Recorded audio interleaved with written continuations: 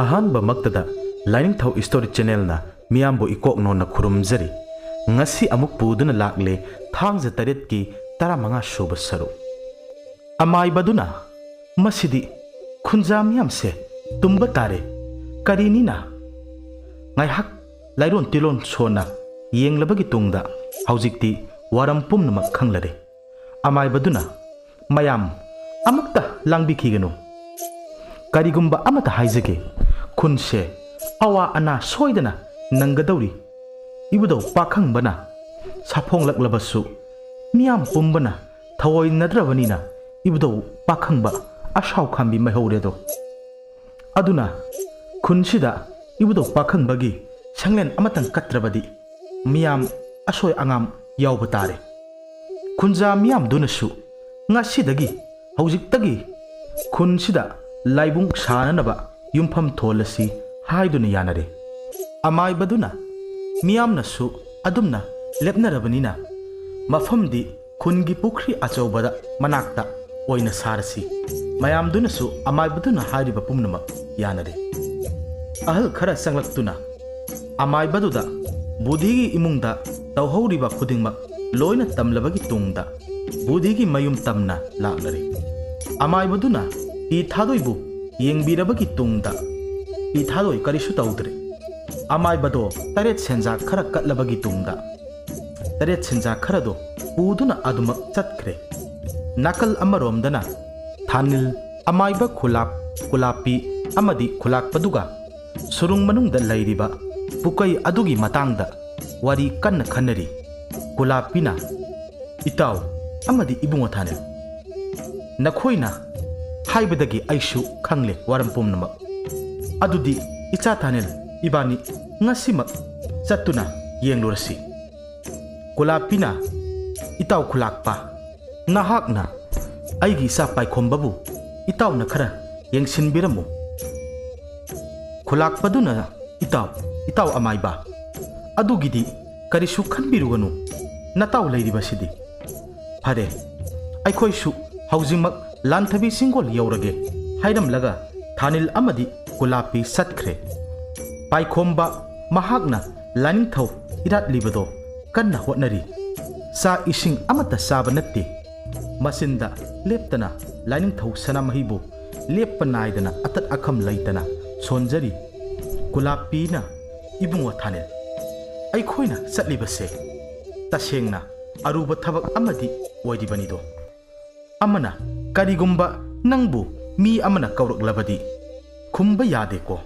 ꯈꯨꯝꯕꯨ ꯈꯨꯝꯈ꯭ꯔꯕ ꯅꯪ ꯑꯗꯨꯃꯛ ꯆꯦꯟꯗꯨꯅ ꯆꯠꯈ꯭ꯔꯅꯤ ꯊꯥꯅꯤꯜꯅ ꯑꯣꯖꯥ ꯀꯔꯤꯅꯣ ꯍꯥꯏꯔꯤꯕꯁꯤꯕꯣ ꯀꯨꯂꯥꯞꯄꯤ ꯅꯣꯛꯂꯒ 이보 ꯅꯪꯁꯦ ꯑꯣꯟꯊꯣꯛꯅꯁꯨ ꯀꯤꯒꯟꯈ꯭ꯔꯦꯗꯀꯣ ꯅꯪ ꯑꯣꯖꯥꯅ ꯅꯨꯡꯁꯤꯗꯅ ꯐꯥꯒꯤ ꯇꯧꯕꯅꯤꯅꯦ ꯂꯥꯛꯑꯣ ꯍꯥꯏꯗꯨꯅ ꯑꯃꯨꯛ ꯆꯠꯄ ꯍꯧꯏ ꯊꯥꯅꯤꯜꯅ ꯑꯣꯖꯥ ꯑꯩꯕꯨ ꯀꯔꯤꯒꯨꯝꯕ ꯑꯃꯠꯇ ꯍꯥꯏꯖꯒꯦ ꯍꯥꯏꯕꯕꯨ ꯀꯨꯂꯥꯞꯄꯤꯅ ꯍꯥꯏꯌꯨ ꯀꯔꯤ ꯑꯃꯨꯛ ꯍꯥꯏꯒꯦ ꯍꯥꯏꯕꯅꯣ ꯏꯛ-ꯑꯥꯛ ꯇꯧꯗ꯭ꯔꯕꯁꯨ ꯑꯗꯨꯝ ꯍꯥꯏꯔꯛꯎ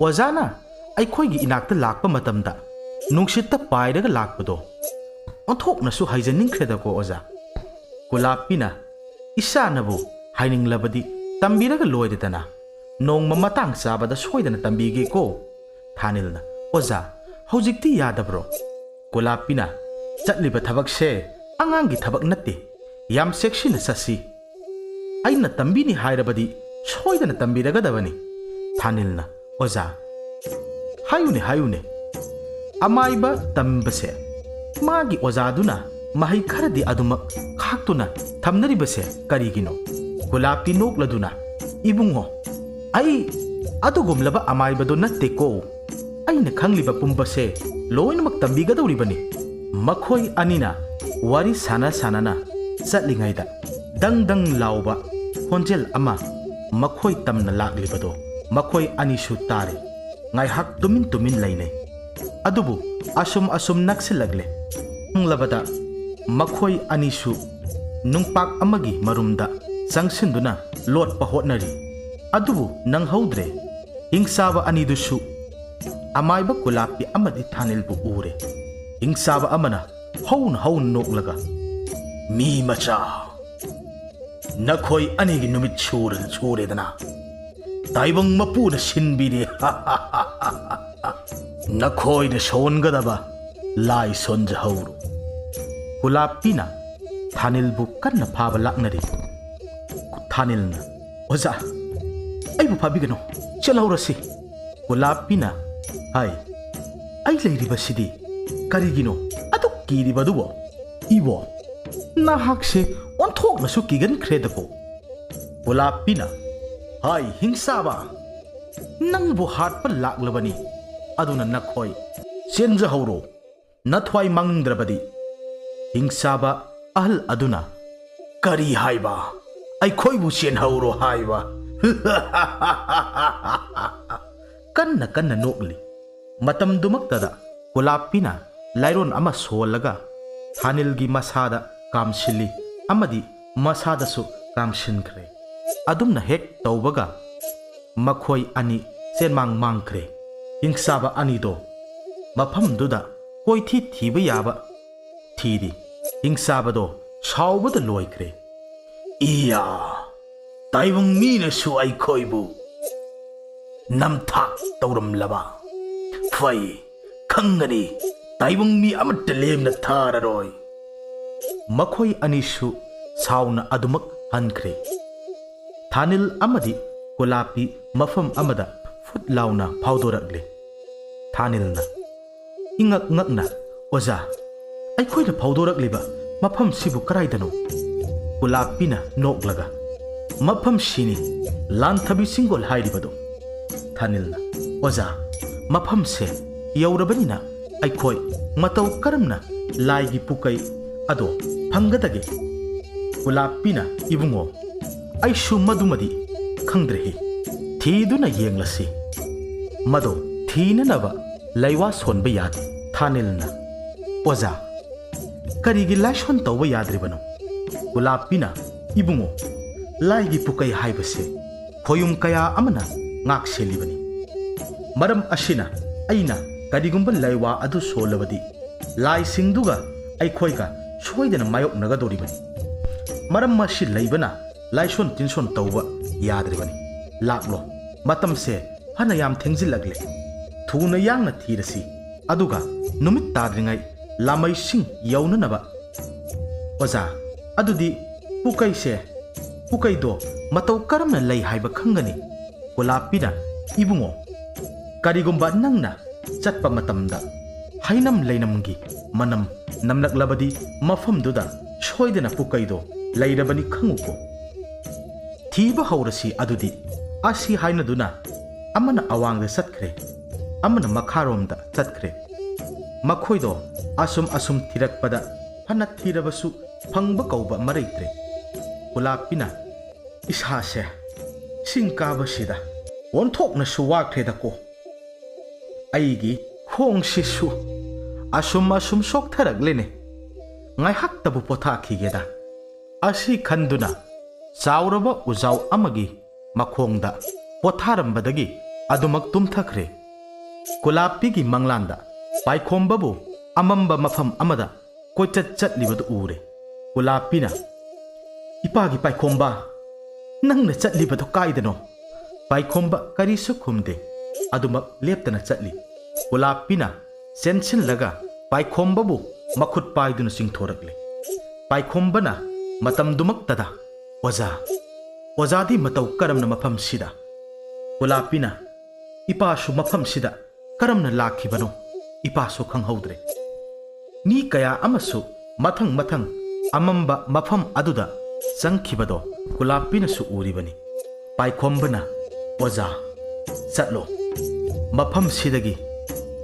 Natrabadi Oza su awaba famda soydana taragani. Kulapi ingak-ngakna. Kari haiba Paikhomba. Nangna di mataw karamna. Paikhomba paukhum pirakte. Matam dumaktada. Migi sawong malaba. Wangba saurabra. Nupa ama lakladuna. Paikhombabu lako haiduna makhut khatuna kaurakle. Paikhombana Oza. Satlo. Mafam sida lairagano. Hairamduna adumak amamba marat aduda sangsinkre. Thanilna oza haiduna masa nomlakpadagi Kulapi gyan khangta tarakle Kulapi shor sauna holaga Ibungo aise manglak naruraba malene Thanilna oza pukai ti se haidaga mafam sida ozadi tumlaga lairi boire hai isa se ahal matam oirakpasida waraduna potharubadagi adumak tumthakraba malene adubu nangbu mafamdubu phanglabro Thanilna oza kaidagi noda amata thengnadi hainam leinamdi lairadana kanigumba manam amata phaukhidremi Kulapina yarese aikhoi hananaba tawrasi Thanilna oza ado aina ozagi nakta lakpa matamdadi hingai manam oina namlakpagi wani Kulapina adudi laimu tinmu laibagi manam nidana Thanilna oza aise hanadagi ozana ihan basya hojik phauba lepidri Kulapina haima aina harise kihan banattene laimu tinmu haibase hingai manam nambani ne ibo Thanilna oza aikhoi khongna hange dawribra natraga ngasai gi adumaina manga dawribra Kulapina yare ibungo Thanil nanga ngangna base ai koktum ngausilak lehe laklo satlasi hairaga lairon ama solabagi tungda lamai khun yaukhre makhoina yaurakpada abung khulakpa changsilaklaga itaw kamdaurakle Kulapina itaw khulakpa mafamdo thengnadre mapu mahakna thengnok tambidraba male khulakpaduna itaw soidana phangani khali aige wakhaladi Thanilna ipa khulakpa ainasu thiba yaba thirabani phangba kauba maraitre khulakpaduna ibungo khoi mafamdo ishorgi matik lairaba ishorgi masa amana thirabadi soidana phangani khalido Thanilna ipa khulakpa madudi aikhoi itaw paikhombabu amuk thihallaga yenglasi karigumba phanglabadi miyamgi awaba kokadawribani khulakpaduna su phare natawgi laningthau iratpa loirabagi tungda oina tawrasi khulakpaduna itaw amaiba nakhoisu karigumba khara sanana batawro itaw su yam wana uri ngaihak tang pothabiro matamdumaktada gaijirui amadi magi mata kharaga loina duna sananaba thaknaba posillaktuna thamli gaichiruina ipa amaiba aina thongbane hawbra yengo Thanilna chal gaichirui adumna haiba yadiye gaichiruina ibung Thanil adudi kari haigani se sumaina hayuko pabung chak leijere sabiro haiduna pigadabani gaichiruisu amuk hana hayakle pabung chak leijere sabiro Kulapi noklaga yare gaichiruisu pabung ai amuk thoklukhige haidam laga adumak thokre Thanilna oza itawse nungai dawri Kulapi nokladuna charo nangisu nungai dawba kuidrabani Thanilna oza karibu aina nungai gadawri basibo Kulapi noklaga karisu haide Thanilna oza aigi mangse onthoknasu nungaitre phana lairon solabasu adumak mangse mangduna leire Kulapina kari mangnone nangna manglibadubo oza aikhoigi itaw paikhombase aigi manglanda itawse amamba mafam amada mahakpu puduna thamkhre aina phana kanna itawbu kananaba hotnarabasu ngamdre Kulapi wado tabada ngakpad loire Thanilna oza kaidawrage amuk ungduna leiribadi Kulapina ngasi mahakki mangda ukhibado Thanilda loinamak tamli wado tabada Thanilsu ngakle Kulapina munna khallabagi tungda ibungo Ibungo Tanil Ipana asum khanbada natawse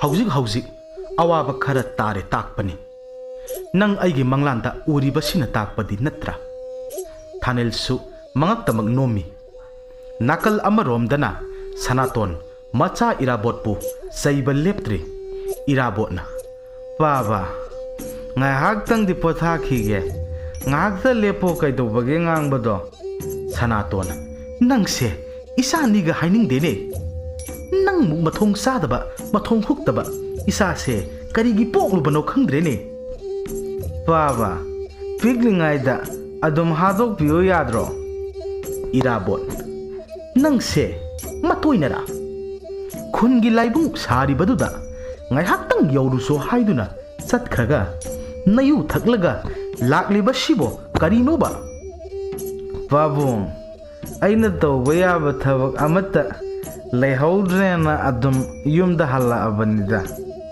yuga su thaktiba babung Sanatona kariyaba yu thaktiba nangsia ha nasado yunamna loirine he lengthainaba phawba hek ngamdrene aibo aduga yu thakti kana imungdagi moi thappi thoraklaga napa nasagi wari se leikai mi tadaba amata yaudre hai irabot sanglo nasakto yeningde ima sina mo ngangba haurakle aida sangjakrage haiduna haidang sangkhre Sanatona ai loireba tawrise isa amakhak yawbase mangle dako mashi pumnamakse mama nangna thokaliba ngaktani moi thapina mapa among hauраklabra hauba nattene nangna choihalibani ne nasase moi thapi sauna hoi aina manghanbane isase nangdi mapa natro nasa warakedi leitadana oisu oiroidaba amaiba saduna leiraga Sanaton sauna mana tongliba sampalduna langakle moi thapi makokta pale mapuroiba saure khangbana moi thapi imungda adumak changkhre Sanaton nungdang wairamduda khulgi pukri achauba manakta laibung saribado yawba lakle mahaksu ahal amana ibungo Sanaton nangsu khara tholak une miyamgi thabakse nakhoigi su saruk yauribani Sanatona au mama ai lekai sigidama thabak kaya amasu tawgadawribani ahal aduna fare laibak tholibase khara yawsilu hoi haiduna Sanaton su laibak tholibado yawkhre somdana budhi masanupibu adumak senaduna laizari matamduda khamba changlaktuna pabung amaibana hairamba jantrado purakle se haiduna isili budhina isatombi se nakhuto amukta tingthora olo pi thadoi makhuto tapna tingthorakle budhina masagi makhutta jantrado sijanbire pi thadoi masado ihai hainade pabung jantra se sibada isase inung nungaitiye ibema ngasidagi faradawni ichal naba yadi ko taton yengba ngamde nangna adumaina tawbase pi thadoi magi taton gi wahai tabaduda mabukning nungsiduna susut kapli khambana hai ichal tombi kapkanu ichal gi aikhoi myam leiribasidi pi thadoina taton aise kayada laibak phakhrabano ibung singi minungsi ima ipagi minungsi amata yomlaga leiriba aise kayada laibak phakhrabano haiduna kapli budhina ichatombi se wakhal chonthaganu aikhoi myam leiriba sidi asi haiduna masabu thembiri matamduda kaipha thoraklaga ichal tombi kapliro pi thadoina kapteda tachau kaifana adunidana ado ngasidi ichalgi apamba ama tasauna ne thunghallani pabung ai chatlukige budhi isase ngasidi mawong amani ko kaifa nokphet tawramduna adumak thokre kaifagi marup khara amasu ngaiduna leiramli thonggalda. Kaifana, itaw, karino, nakoy mo koksang uyadro. Mataw aduna, itaw kaifa, kaino, ato pwede ba dubo? Asomda amado, ngairaga lehorabani.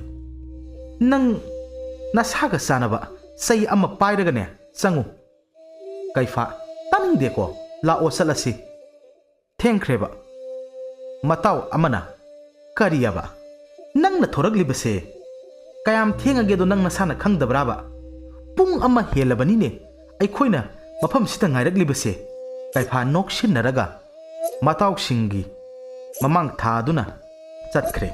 Makhoy na, asum lakpa na, haujikti maning laikaygi, boroy pambi makhung amada, nupi khara lairibado, uraduna makhoysu, sangsilagle. Kaifana, beda, kayam kuirabage. Beda mani sauna, noy napa adikpado, adugine, siraido, haubadagina kenba phawbane, ngairine. Kaifana, yare, saurunuse, ay lanjare haiba, lao, asaida, wari ngayhak sanaruse, lakloba. Makhoy mayamdo, jura jura, phamlaga, wari kaya ama sanari. Kaifana, beda mani, ay se, pabung nane, nupi pusala o nangang bada yadreba. Aduna, ay nang bunga sise, puraglani haiduna, hairam labani. Nang ne, yadabaga yaroy ko. Beda mani, noklaga, kari haiba. Nupa thoktabo, ay di nahan haidro nang wanda. Nang na matam khara laikisi, yadriba natro. Ay su haiba lagle, aduna, tamo, nang su atopa ama yenglo. Haiduna, kapsin nay. Kaifana, beda, kaino nang haise, ay madu yabang amloye. Beda manina, haujikti, ay upay laytre, nang saurano tamo kaifa, ay chatlagi, haiduna, makhongdo, khongkap ama ani, hangbaga, kaifa, o khong na kapthorakle. Beda mani, sensilaglaga, tamo, adumayna tawnuwo, mi mayam mangsida ikaidro. Kaifa, kaide, ay ikaide, ay mapam sida sihorani. Nang nupaduga thungnururo. Nang naga nupaduda, kundoga hukpado, as, ay yung mga mloy ba? Haiduna kapthoragle. Beda mani, tamo, kapkanomi nang bo, ay napagitaw ba ni? Ay sunang bunong siye, ay nangakay na bang amloy haiba? Ise, atay kanakisunatiye. Nanggini nanggi. Kaifa, mabugning nung simandana. Susut kapli, beda manina. Tamo kaifa. Ay bunoy da pugani, haibado, lao, matam sisu tengzilagle, sat anaba tawrase. Kaifa, momon nok na. Beda, nang se, nanggisibo, siyang labraba. Beda manina, sibo amuk pagi tawba, yari bro, lao ba salase, tenglaniye, matamse. Kaifana, magi marup singduda, tengle salase, haibaduda, mataw singdusu, magi, unarambadagi, zura, thoknaragle. Kaifagi, mataw amana. Itaw, karino, namit ka dubo ipom-pom libaduna. Amuk kanarabra. Kaifana, kanadeda, itaw. Ado, ay ngasi beda se, yumda, pubatare. Kanada thaisigi itaw. Santos na, itaw, ay khoyda na farani. Ima baba so amata laiti hauzi. Aduna farani, itaw. Biyadagi mamanabi amana, ita. Noy imana, nganna halao, harakpado, aduna kari amuk, kumgadawri ba tawrise. Biyada manina, ita. Noy na thopa adum kumsan kroba. Asum tawdana, biyada amadi kaifa, Santos ki yum tamna, lakminade. Santos na, itaw. Ay noyda chatlaga, itawgi paukse, tamlurage. Asi haramduna, Santos amadi, Guneshor, makhoy ani, kaifagi yumda laklare. Asumna, makhoy yaurabagi tungda, warampum namak budhida tamlare. Budhi, masanupa kaifana, nupi chele tabada, haraw bagi ngamkhay laikidre. Budhina, asnungay kreda kong asidi. Hay, tari bra mama, nasanupa kaifado nupi chele haine. Budhi ki nupi amadi, mahaki, machil manaw singdo, loina thoraktuna, haraw nade. Budhi ki nupi na, ibunga Santos, isana purakpa, नुपीदुबु कनागी मचानो करी ममिंग कौबगे संतोषना इमा मनिंग लेकाईगी इंदोचा सनायामगी मचानुपी अहल बेदमनी दुने इमा बोधी की नुपीना इस ओंथोकनसु नुंगाइख्रेदको अहिगी Luna तिनख्रबी इमानबीनीने बोधीना मामा चलो नसा सिंगसिगा नमौदो लौबिरुरो असी हाइनदुना बोधीगी नुपी अमदी पी थादोइगा लोइनदुना संतोष की युम तमना मखोय पुन लाकमिनरे बोधीगी नुपीना ममौबु नुंगसीना कोनबीदुना मयुम तमना अदुमक पुदुना चतख्रे मतमदो नुंगदांगी पुंग 10 मखाइमुक तारबा मतमनी असोमदना पाइखोंबा लाइनिंग थौकादा पुनेमजदुना लैरिबदो खंगहौदना मयादगी ई ओरकले मतौदो उबदा गाइचिरुइना इपा पाखना अमाइबा कुलापीदा पबुंग इबुंगदो मचिंदगी ई कया अमा ओथो हौरे अमुक्ता लाकपियु हाइदुना तहाना तमजरी मतमदुमक्तदा कुलापी अमदि थानिल लाक्तुना येंगबदा मखोइदो करीनो तौरिबसे खंदुना तिंगक येंगदुना पाइखोंबदा लैरे पाइखोंबगी मसिनदगी थोरकलिबा ईदो लैमाइदा हेक ताखिबगा अमुबा मैखु ओंदुना अदुमक मांगले कुलापी पाइखोंबबु करी तौरिबनो खंदुना लाइमित थालगा येंगलुबदा कुलापी खंगहौदना वांथख्रे मसादो वारी अशिगी 15 सुबा सरुक मतंग अस्वाइदा लोइजरे मखा ताबा सरुकता करी अमुक थोलकपा हाइबदो मयाम पुन्ना अमुक ngaiminarasi aduga subscribe tawbidriba yawbiragadi channel sibu nungshibiduna subscribe amamam tang tawbiramduna channel se mapung faba channel ama ohenbiu haiduna nolukna ikok nona khurumjari